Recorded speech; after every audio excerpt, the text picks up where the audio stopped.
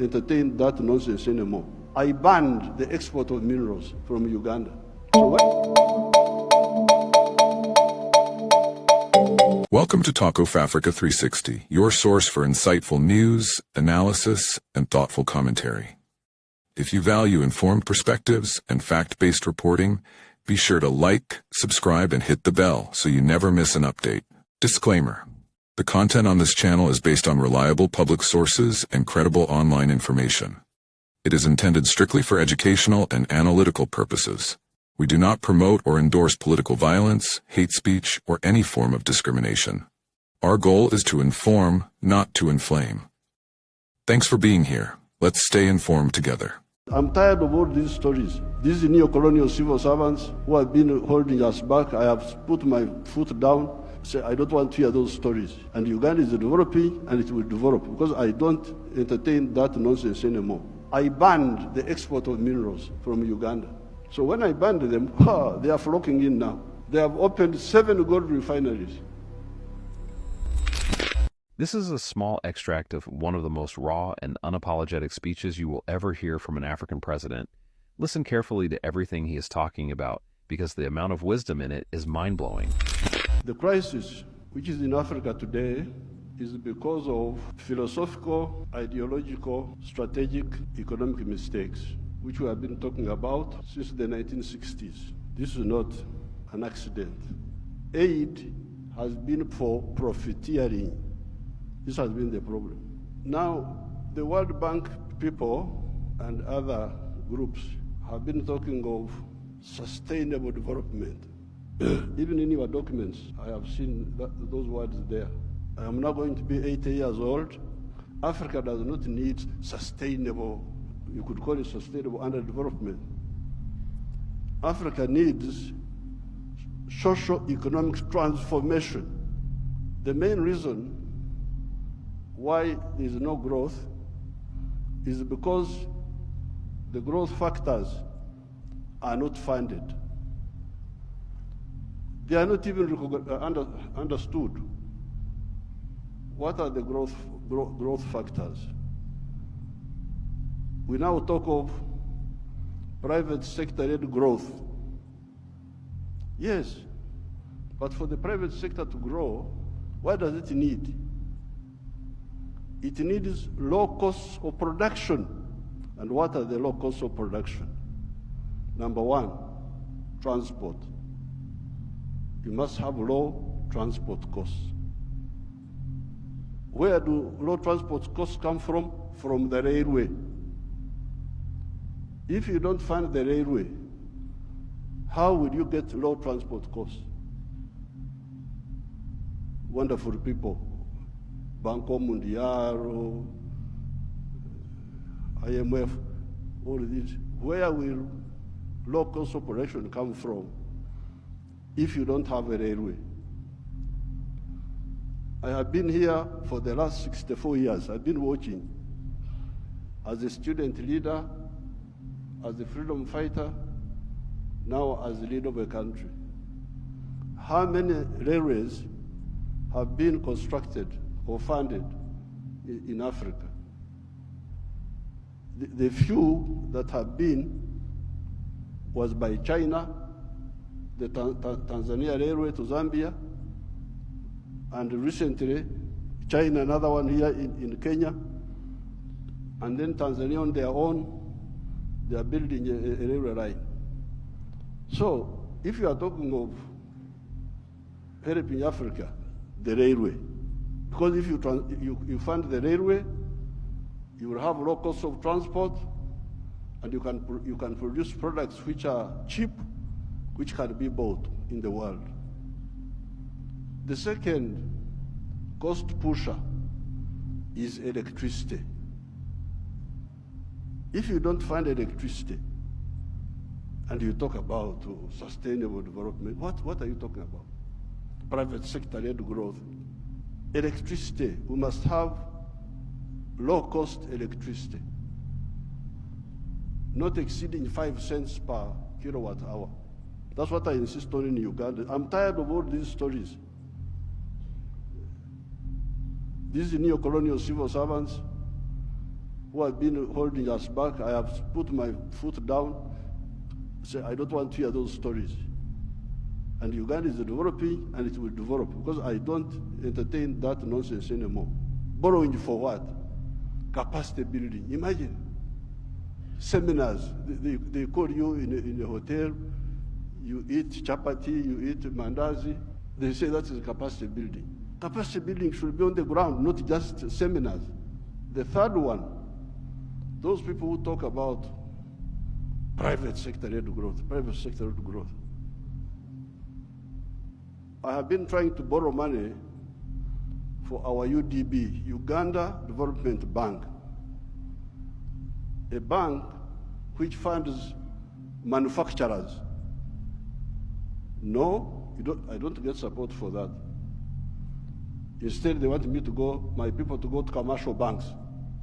But commercial banks cannot give, those commercial banks are to encourage imports, because the only person who can borrow money and pay it back from a commercial bank is a trader who goes to China, goes to where, Dubai, brings products, sells them quickly, and pays back. So, if you are serious, I needed to hear about the low-cost funding for manufacturing, not for stories, not for what, no, manufacturing. How about funding for irrigation?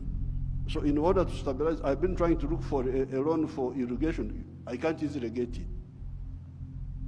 Very difficult to get. A loan for seminars, very quick. The civil servants, what? Now finally, Uganda is a very rich country. But one of the problems we were having was that our people were outside the money economy. They were in what they call subsistence sector. They just produce for eating, produce for eating, produce for eating. So I was looking for money. Please, give me money to give coffee seedlings to these fellows who are just producing for the stomach, so that they can produce for the stomach, but also produce for the pocket, so that they join the money economy. You cannot imagine that by 2013, a few years ago, 68% of the homesteads in Uganda were still in the subsistence sector, in the non-money economy. You audit your countries. What is the situation? What is the percentage of the people? So I had now to use my own money, because I couldn't borrow money from anybody. The loans are for capacity building, for,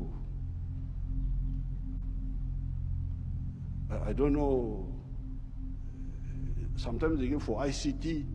So we said, no, everybody must be involved in the money economy. We couldn't get any support for that. But we funded it ourselves. Each year, we spend about $300 million of our own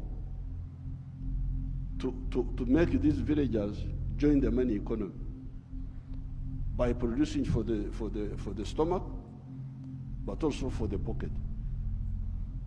And from 2013, I was now told that for the first time, 61% of the people are in the money economy of the homesteads. It is only 39% that are still out. You imagine those are still there, just eating, no money. Then you get your neo-colonial civil servants. They talk of import support. Imagine there is money for import support. Import support. The governor writes to me, reports, we have got import cover for so many months. But I don't want to import, I want to export. Why don't you tell me about import substitution and export promotion? Instead you are telling me of import support. So money is available for to become more dependent. Now, finally, the curse, which we told our people about in the 1960s, we told them, part of the wars we fought in Uganda We are to get rid of the neo-colonial groups which were there, which were stopping us from thinking. We are to get rid of them by force. But one of the problems was Africa producing raw materials, matière primaire, they call it in Français, matière primaire, raw materials. Imagine coffee. The global value of coffee is $460 billion.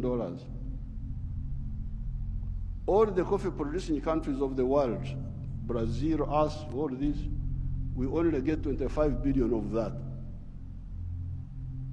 Out of the 460 billion,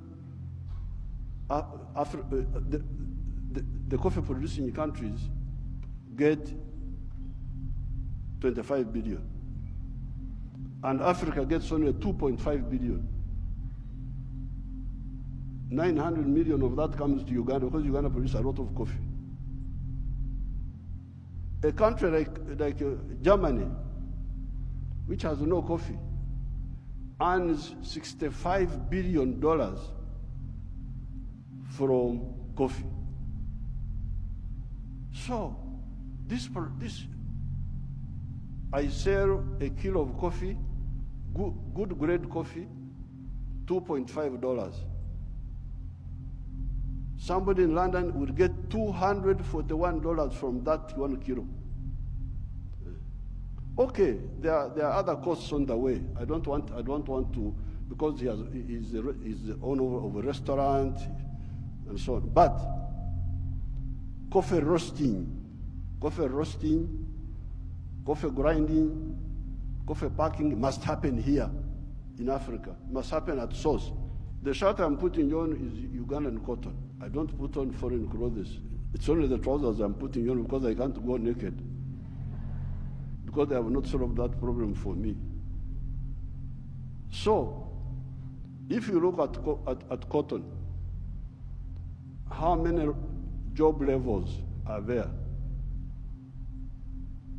Job levels. You grow the cotton. Okay, that one we do. Those jobs we do. We gene the cotton. Kutoa mbegu, remove the seeds. That one we do here. And we end there. When you hear all these countries which have got crisis, Burkina Faso, I don't know what, Mali, all of them are cotton growing countries. But how much textiles are they producing? They're importing textiles, I don't know from where. So now if you end at level 2,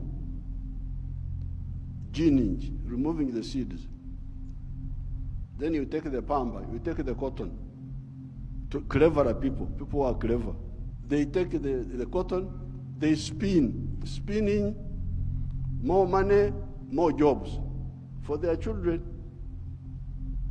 They weave, more money, more jobs for their children. They put the print, more money, more jobs for their children.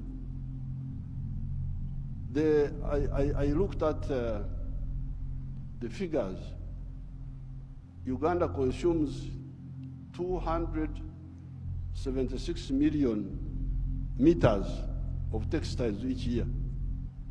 And that wonderful country of yours spends $880 million on clothes. Some of them dead people's clothes from Europe. When people die, their clothes, they are sent to you people, to Africa. And we spend 800, all the money we earn from coffee goes back to bring dead people's clothes. But we have got one factory there called Nitil. It produces 25 million meters. So in order to clothe our people in Uganda, without importing, we need about 11 factories, like the one of 90. And they would employ about 20,000 people. So there, and we would save $880 million, which we are just giving to other people. So this IDA, what did you say about the modern slavery of the Africans, of producing raw materials? I banned the export of minerals from Uganda and process. I banned them. Piga marufuku. Then the agents were going in the corridors, what Mufanyi, no mineral will come from Uganda if it's not processed. You wait until I go away, you can steal the minerals, but not now. I banned this export of unprocessed minerals in 2012. My young brother, His Excellency Ruto, I forgave him and gave him some little iron ore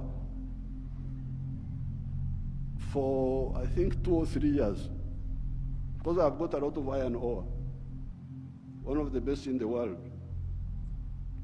I told him, His Excellency Ruto's man, Muhindi wa hapa Kenya, you come and build the steel factory in Uganda at the iron ore. Oh, yeah, I've already built in Mombasa. So I said, okay, because of my young friend, I give you some iron ore for 2 or 3 years, but come and put the factory here. Now you can imagine akili ya watu wenu, my civil servants.